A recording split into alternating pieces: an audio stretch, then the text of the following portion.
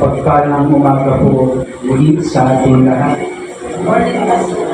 May mga pagkakataon sa ating buhay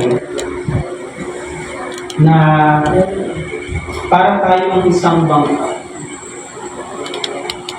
Isang bangka na naglalayag sa mundong balot ng dilim. Minsan pa nga, katulad ng mga kinatatakutan ng mga mangingisda at manlalayag sa karagatan. Balot na nga ng dilim ang paligid, sinabayan o sinasabayan pa ng hagupit ng bagyo at malalaking alon ang ating paglalayag. Nakaranas na ba kayo ng gano'n? Sino hindi kong nakasakay na ng barko? Naranasan nila yung nasa barko kayo at pinahampas ng malalaking alon yung inyong barko. O kaya sa aeroplano, nasa ipapawid kayo habang merong malakas na bagyo. Sa mga ganong klaseng pagkakataon, nakakatakot talaga. Nakakatakot. Pero hindi lang siya isang pangyayari. Minsan, isa siyang larawan na sinisimbolo ng ating mga pinagdaraanan sa iyo. Yung mga pagsubok na ating naharap sa buhay, yung ating mga alalahanin, yung ating mga pangamba, yung mga pagsubok na tila nagbibigay takot at bagabag sa ating puso. Sa ating batayang teksto na binasa kanina, mula sa Ebanghelyo ni Marcos, chapter 4, verse 35 to 41. Narito at nakita natin ang isang eksena na kung saan si Jesus at ang kanyang mga alagad ay naglalayag patungo doon sa kabilang ibayo, kabilang bahagi ng lawak ng Galilea. Papunta sila doon. Nang sa kalagitnaan, bigla nilang hinarap ang isang malakas na bagyo. Sa gitna ng mga malalaking alon at takot ng mga alagad, si Jesus, yung mga sandali niyon, ay makikita lamang na natutulog doon sa hulihang bahagi ng bangka. Nakaunan pa. Masarap yung pagkakatulog. Marahil napagod si Jesus sa dami ng kanyang ginawa sa buong araw. Hindi pa matigil yung maraming tao na sumusunod-sunod sa kanya. Hindi siya makapagpahinga. Wala siyang time na makapag-isa o kahit makasama lamang yung mga matatalik niyang alagad. Pastor, bakit kailangan magpahinga ni Jesus? Si Jesus, bagamat Diyos, tao din naman yung mga panahon niya. Nakakaranas din siya ng pagod. Kaya nga tayo, bilang tao at hindi Diyos, magpahinga din tayo. Kung si Jesus pinapahalaga ng pamamahinga, dapat tayo din mga kapatid. Kaya napasarap yung kanyang tulog. Inabot na nga sila ng gabi dahil sa dami ng kanilang ginawa bago sila makaalis at pumunta sa kabilang ibayo, sa kabilang bahagi ng lawak. Kaya sinamantala ni Jesus na magpahinga sa bangka habang naglalayag. Kaso nga, paano ka makakapagpahinga sa gitna ng malakas na bagyo? Paano ka magiging panatag sa gitna ng hagupit ng malalaking alon? Kapag kayo ba ay nandoon kasama ng mga alagad, makakapagpahinga ba kayo? Makakatulog ba kayo? Parang siguro yung mga minsan nababalikaan, nasusunog kayo ng bahay, pero natutulog pa rin. Walang pakialam sa nangyayari, walang alam sa nangyayari. Ganun yung pakiramdam ng mga alagad ng mga panahon na yun, nang makita nilang natutulog si Jesus sa kabila ng malakas na bagyo. Binabayo sila. Hinahagupit sila ng malalaking alon. Paano ka magiging panatag sa gitna ng hagupit ng malalaking alon sa buhay? Paano kang magiging panatag sa gitna ng mga malalaking pagsubok o problema sa inyong buhay? Para sa mga disipulo, parang baliwala kay Jesus yung bagyo. Kaya ginising nila si Jesus. Sabi na, Guro, baliwala ba sa inyo kung mapahamak kami? Don't you care if we drown? If we drown? Hindi ba kayo natatakot? Wala ba kayong pake? Kung malunod kami? Pero ano yung ginawa ni Jesus? Ginawa ni Jesus, bumangon siya, pinatigil ang hangin. Sabi niya, tigil! At sinabi niya sa lawa, tumigil ka.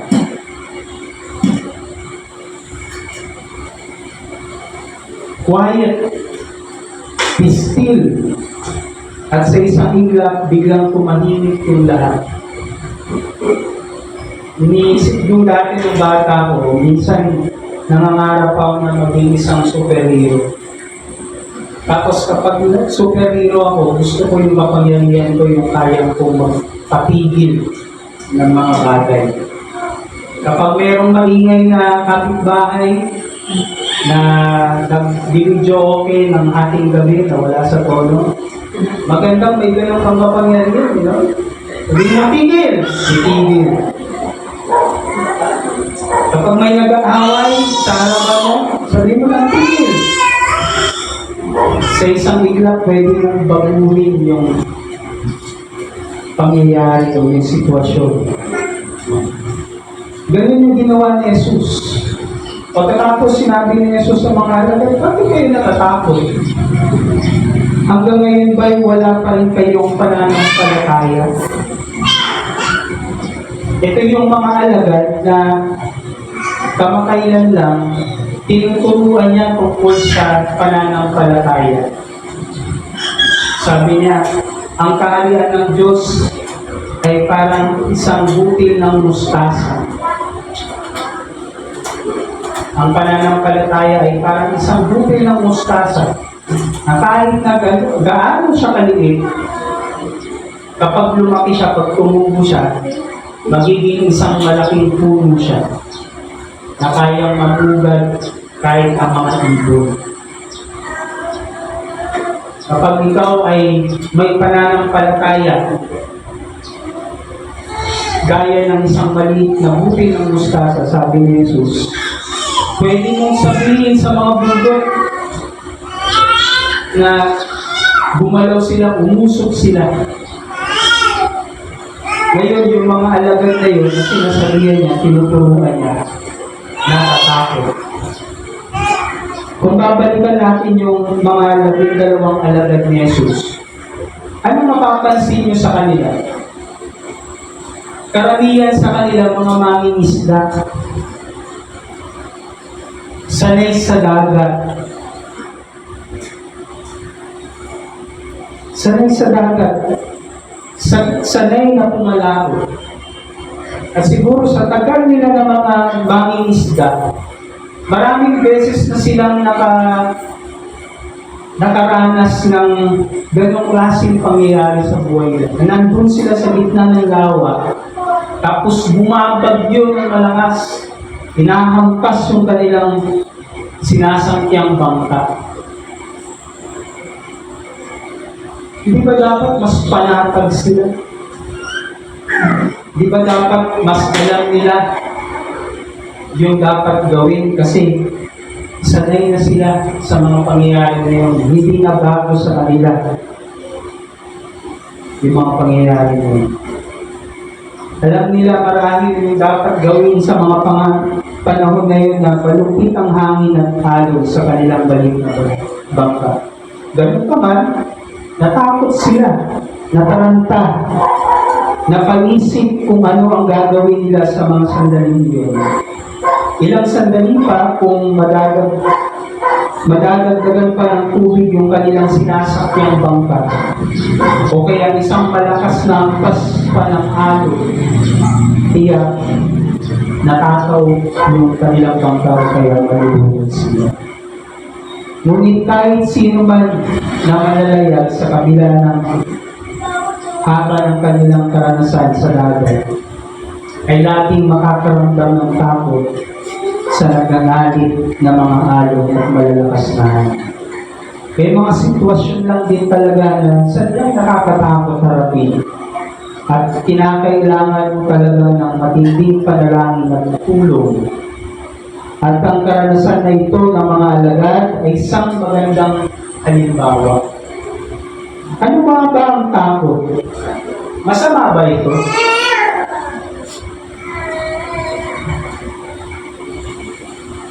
Sign ba ito na wala kang pananampalataya?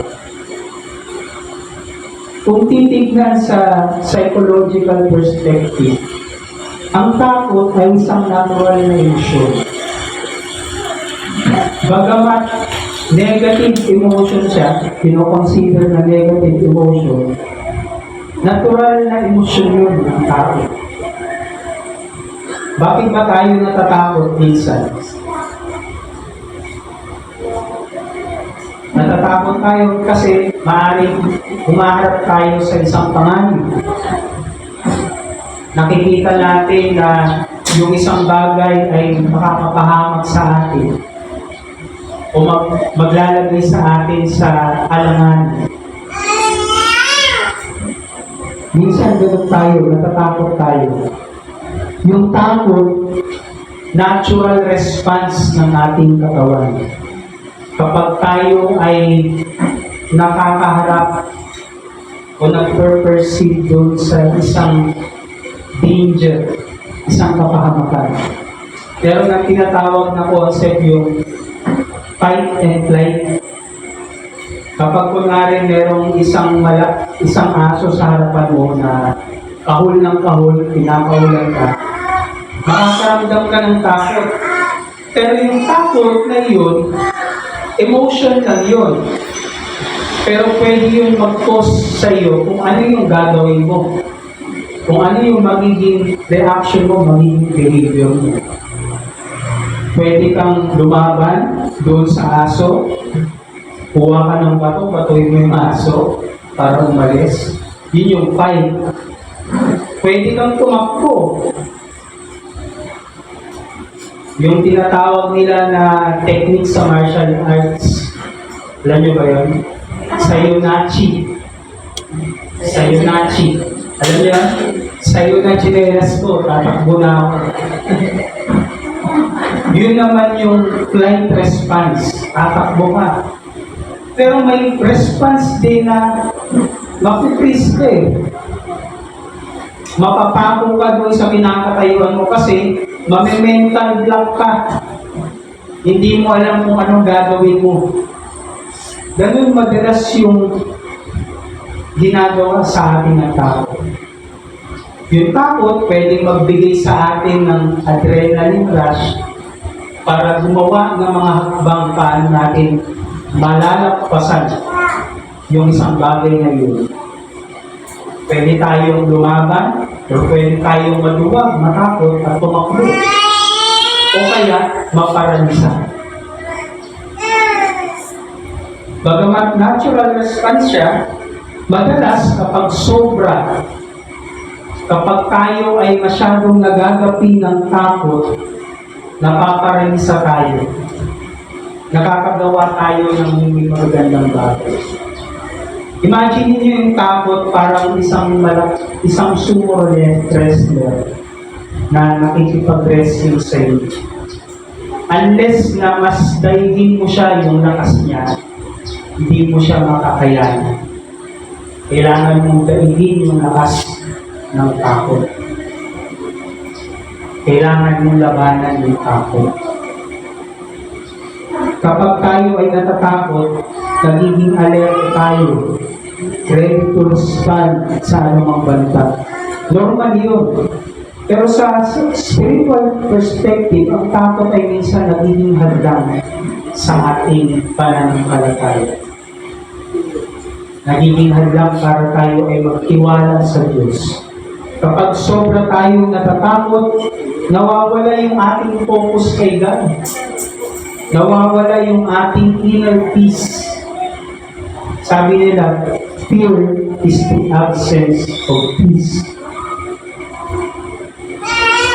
At kung hindi ka panatag, matutuliro ka, hindi mo alam yung pwede mong gawin. Alam niyo, maraming mga maladaptive behavior ng mga tao nanggagaling sa takot. Maraming mga pangit na pag-uugali o behavior nagmumulan sa childhood trauma. Yung takot na naranasan nila ng bata sila. Yung takot, yung may trust issue, hindi makapagtiwala sa mga tao. Yung mga nag-hold na mga bagay, natatakot silang maubusan. Yung greediness, yung pagbubuli, minsan nagmumula yan sa takot. Kaya pag hindi mo nalabanan yung takot, kakalinin ka. O kontrolin yung katawan mo. Makagawa ka ng mga pangit na bagay na pwedeng ikapahamang pa ng iba.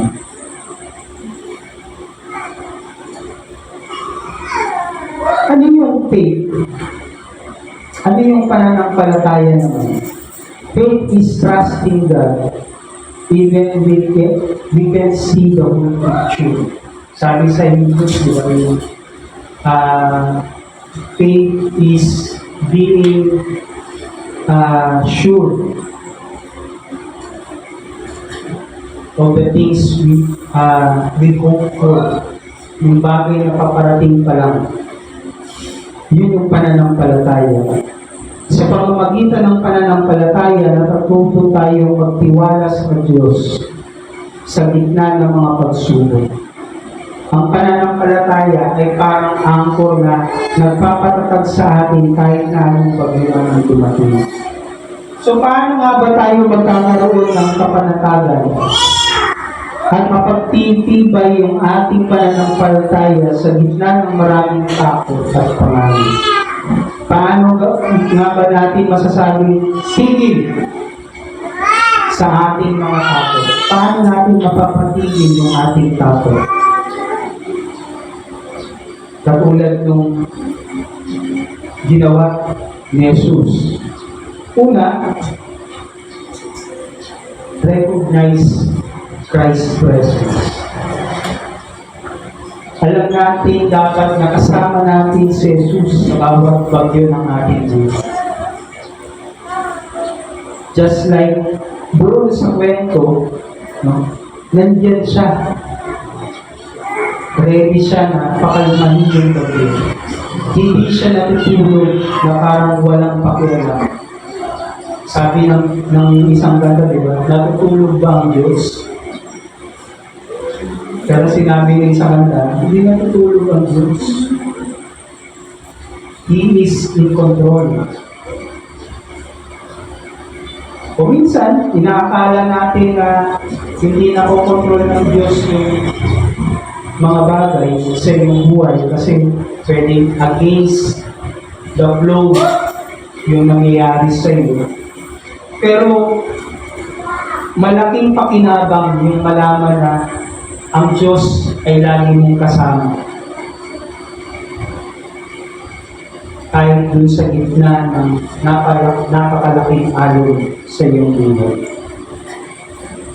Number 2, trust in His power. Magtiwala ka sa kapangyarihan ng Diyos. May kapangyarihan si Jesus na patigilin ang anumang bagyo. Trust that He is more powerful than any problem you face. Sabi sa Philippians chapter 4 verse 6 to 7, huwag kayong mabalisa tungkol sa anumang bagay. Sa halip, hingin ninyo sa Diyos ang lahat ng inyong kailangan sa pamamagitan ng panalangin may pasasalamat. At ang kapayapaan ng Diyos na hindi kayang maunawaan ng tao ang siyang mag-iingat sa inyong puso at pag-iisip dahil sa inyong pakikipag-isa kay Kristo Jesus. Recognize Christ's presence. Trust His power. At yung pangatlo, strengthen your faith. Ang pananampalataya ay parang muscle. Kailangan mo itong i-exercise para lumakas ka. Naalala niyo yung illustration ko na nilagay kanina, yung fear, para yung sumo wrestler. Kailangan niyong daigin.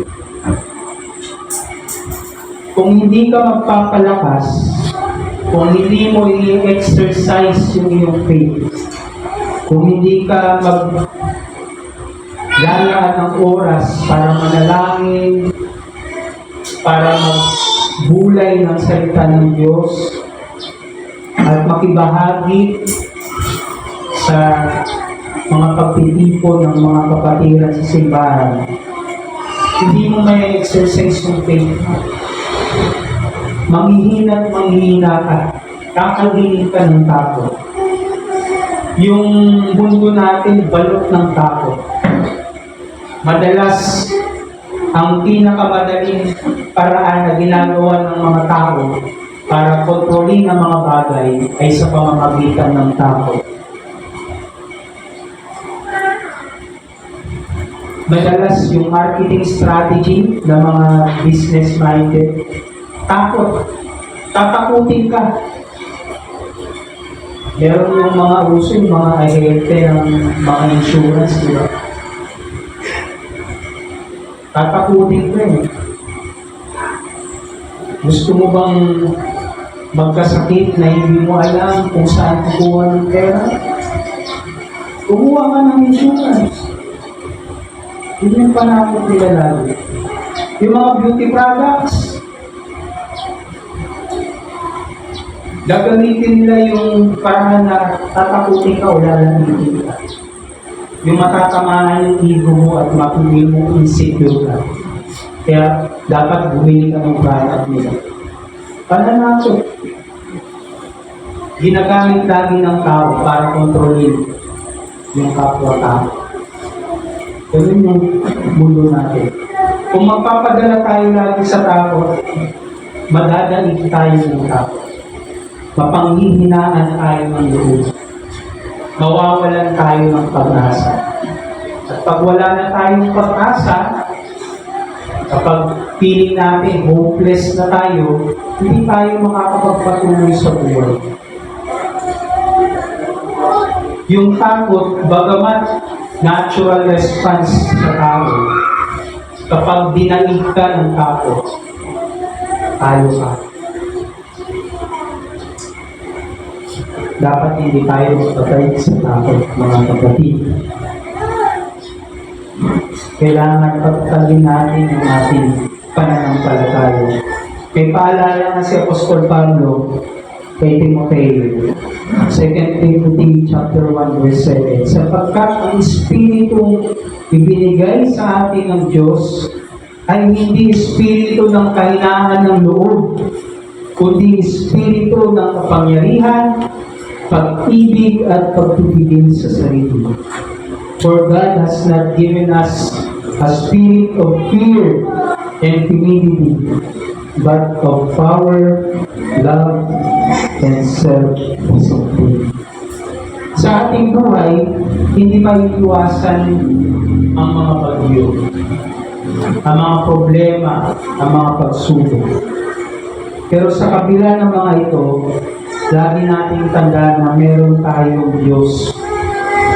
Meron tayong Panginoong Hesus na makapangyarihan at handang magbigay ng kapayapaan sa atin. Handang sumama sa atin sa anumang pagsubok ng buhay. Ang kailangan lang natin gawin ay magtiwala at manampalataya sa Kanya. Sabihin natin na sa takot na tigil at hayaan natin manampalataya tayo kay Jesus na mag-ahari. Madalas, minsan nakikita natin na kailangan natin magtiwala kay Jesus.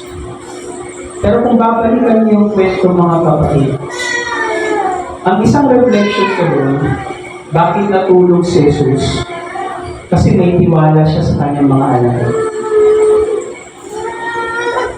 Kasi dapat alam nila kung ano yung gagawin sa mga ganong klase ng pagkakataon. Mga kapatid, sa panahon na parang tila tahimik ang Diyos,